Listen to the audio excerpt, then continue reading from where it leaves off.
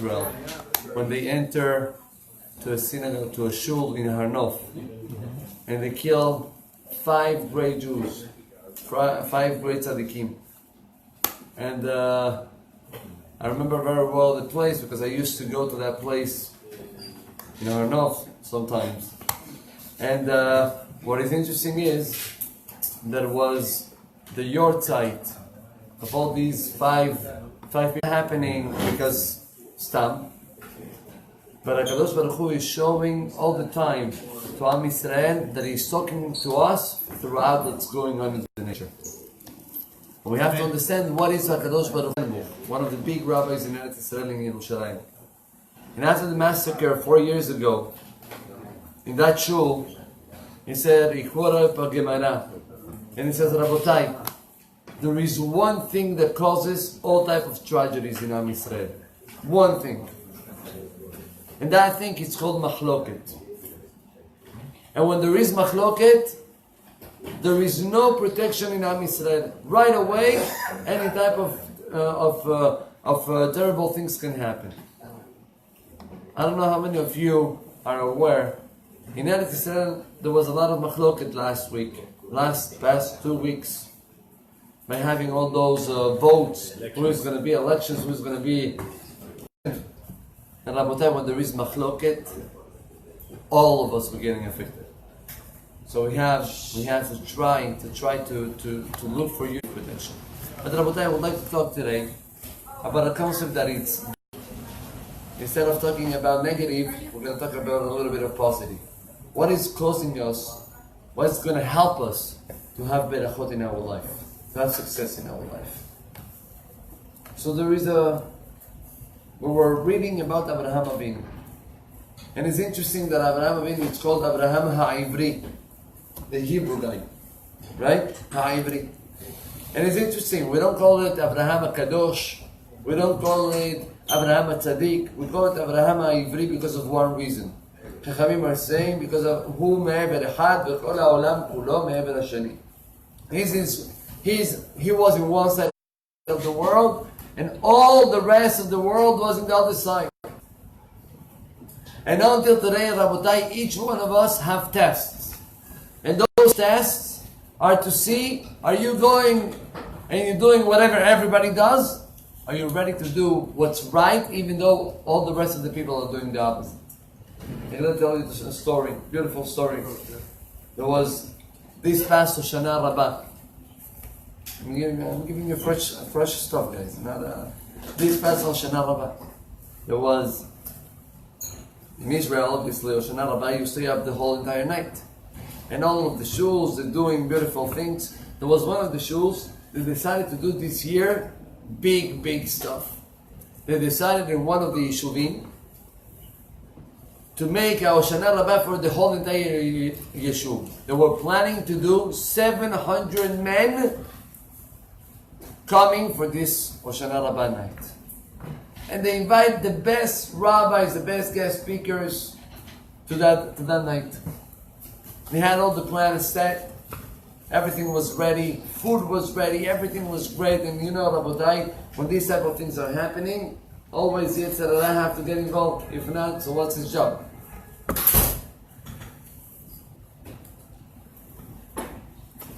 The night of Hoshana Rabbah, one of the rabbis was supposed to give a speech at 3 a.m. But before that, he had in other places also speeches.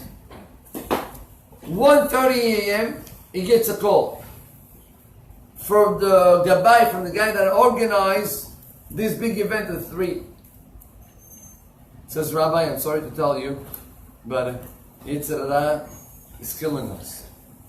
We need your help right now. What happened? We have a huge hall that all the people, are sitting here and hearing the shooting. All of a sudden, the AC jumped totally. It's not working. Now you have 700 people in one place, all close. The heat, Habibi, especially at that time of the year in Israel, it's crazy. He says, Rabbi, I don't think the people are going to stay. The people are going to go. Please do something. The Rabbi said, no problem. He says, put my the phone on the microphone. Let me tell them a few things. Okay. Hi, hello, this is Rabbi so-and-so speaking. Guys, I'm coming at 3. I cannot come before. I have other shiurim. But I promise you, I'm going to give you a special story, something amazing, especially for you, the guys that are staying tonight. But before I come, whoever, and I can promise you this, whoever is able to sit down in the Bet Midrash, reading Tehillim, learning Torah, even if there is no rabbi, because the rabbi that was supposed to come at that time, he canceled. The rabbi before he canceled. I know that it's hard. Whoever is going to do Mesirut Nefesh, I promise him whatever thing he will ask, he will get. Wow, great, amazing. Okay, he hang up the phone. Says the rabbi, I am getting to the place at 3 a.m. And I already hear from the microphone the Gabbai saying, Rabbi, come in, Rabbi, so-and-so is coming. And everybody started to come in. And the rabbi understood that most of the people didn't stay inside the Beit Midrash. They went outside, eating, smoking, drinking, and talking. Yeah, we have to ladun lekaf zechut, obviously, it's not easy. But they didn't do whatever the rabbi said. The rabbi gets inside the hall, and the main Gabbai says to the rabbi, Rabbi, I gotta tell you, you have to give berachah to one guy over here. Why? What happened? This guy, from the all 700 people, was the only guy that decided to stay inside. He took a book of Tehillim, took a book of Mishnayot, I'm sorry, and he started to learn Mishnayot. Not easy, with the heat, with the, at 2 a.m. he's tired. But he said the rabbi said next day, everybody went out.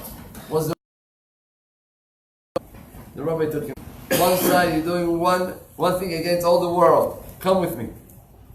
He took him up, and the rabbi took the microphone and said, Rabotai, I just was told that this guy stayed, the only guy, staying here and learning. I want to give a berachah right now to this guy. And all of the 700 people over here should answer Amen. What is the need that you need? Says, Rabbi, I'm already 30 something. I'm not married yet. Oh, shidduch? No problem. Takes the microphone and he says, Rabotai, mi sheberach, Be'ezrat Hashem will have shidduch. Until Simchat Torah, you will find already this shidduch. What's Simchat Torah? Simchat Torah is tomorrow night. Until Simchat Torah, you will find shidduch. And everybody, Amen! Yeah, that's it. The rabbi gave his speech, his beautiful story, everybody was happy, good. The rabbi is about to leave. He's leaving. And all of a sudden there is a lady running after the rabbi. Rabbi! Please, Rabbi, wait! I said, what wait? They have nets. I gotta go to another shul. Rabbi, if you don't wait for me, I don't forgive you. And forgive me? Oh, what I did? Yeah, Rabbi, why you give berachah to this guy, not to me? So what do you mean? The guy stood up the whole, was the only one from 700 people saying in the Bet Midrash. Rabbi, I was in the Ezrat Nashim, there were 200 people, 200 women in the Ezrat Nashim. And from all the 200 women, the only one that stayed was me, reading Tehillim. I don't deserve berachah. So, okay, well, what is your berachah? What she do? Oh, 1 second, you aged, eh? You run to the guy, says, hey, I got you shidduch outside, come. So what come? Rabbi, don't embarrass me. Do you know some details about my life? Do you know that I'm divorced? Don't start, says, okay, give me 2 minutes. Runs back to the girl, says, tell me something. Do you mind, someone that is divorced already? Says, what do you mean? I'm also divorced. Oh, maybe I'll give it.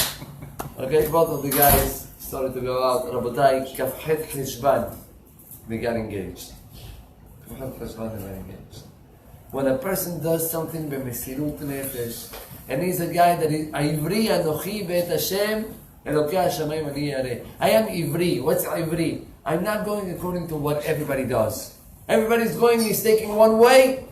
No. I'm different. I'm doing the right thing. A person who is Ivri, like Abraham Ivri, then HaKadosh Baruch Hu can give the berachah to this person. It's amazing how it works. If you give me one more, I will tell you one more story. If you want. One more quick story, also real story that happened recently in Israel. There is a rabbi that gets a call from one guy by name Gideon ben David. I'm giving you, huh? Okay, but Ben David over here was his last name. Okay, Gideon ben David. This guy Gideon ben David lives in, I believe, Petach Tikva or Petach Tikva. His job is, he is a realtor. Realtor.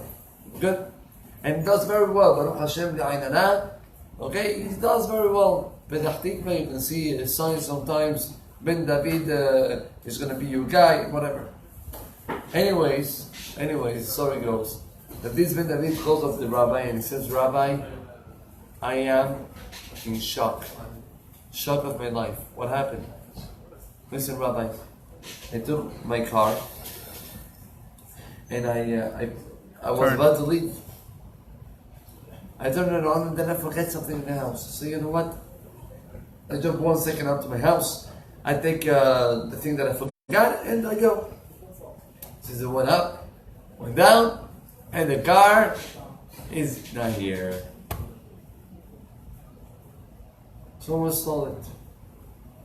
Now the car is stolen, but he says the worst part is that he had his computer with all the information of all the contracts and everything inside that computer, and he had no backup. And now all of his work for a whole entire year is lost. And he calls up the rabbi and he said, Rabbi, I don't know what to do. But you know what, Rabbi? I heard that tomorrow, I'm telling you a fresh story. Okay, tomorrow they're voting in Israel. That happened last week. Okay, they're making votation, right? The vote. Elections. Thank you. And I saw that you're supposed to come to Petach Tikva and to give a lot of shiurim throughout the day. Rabbi, please, give one of the shiurim in Emunah going to be in your shiur, to reinforce me. I can't, I don't know how I'm going to manage myself now. The rabbi said, don't worry, I'm going to give a shiur with a beautiful story about Emunah and about you. You're going to be calling me Bezat Hashem. It's going to be but I have conditions. One condition? One condition. What's the condition? The condition is, I know your plan was not to come to the shiur. And the shiurim, it's not one day. In Israel, they do the day of elections. Baruch Hashem, look at how Kedoshim are Am Yisrael. They do in certain Batei Midrash the whole day learning Torah. There is off, there is no work. Instead of going out and doing shtuyot, okay? The shuls are organizing from the morning till the night, all type of shiurim all the time. I want you to be the whole day learning Torah. I know you have plans to go out with the family, vacation, go this and that. Forget about everything. Do the right thing, even though everybody is doing the opposite. The guy said, okay, I'm ready to do it, but not only that. I'm ready even to take up and to sponsor the whole entire program in my show. It's a lot of money. A lot of money, food, and all type of things. It's a lot of money. I'm ready to sponsor everything. Rabotai, I gotta go quick. Since the next morning was the day of the elections, the rabbi gets a phone call from this Ben David. Rabbi, you're not gonna believe, I'm coming with my car. So what happened? So Rabbi, this is a crazy story. Listen what happened. The guy that stole the car, he entered to the car and he turned it on. Now I have a USB with your shiurim, Rabbi, that you give me all the time beautiful stories, with your shiurim already inside the car. At the moment that you turn on the car, the shiur is going on. The guy turns on the car and you're saying in the shiur, no! Steal it! You have no shame! When you're taking something without permission, you're stealing not only from the person, from HaKadosh Baruch Hu you're stealing. And the Rabbi was giving a whole shiur. The guy, the stealer was in shock. Someone is talking to me, and he started to hear all the shiur of the Rabbi. He says, Bar Minan, I don't want to be stealing from HaKadosh Baruch Hu. The guy made a U-turn, and he went to the guy who brought the car. He says, listen, the car is here, everything is okay, please forgive me, please, I'm not... The guy said, I don't forgive you, I'm going to call up the police. No, but please, I beg you, I didn't touch anything. You don't want me to call the police? You're going to come with me tomorrow to the shiur. We're the same rabbi, and you're going to sit there, and you're going to hear the whole entire shiurim. Now, with that true story, if you want more details, I'll give you after the class. Amen.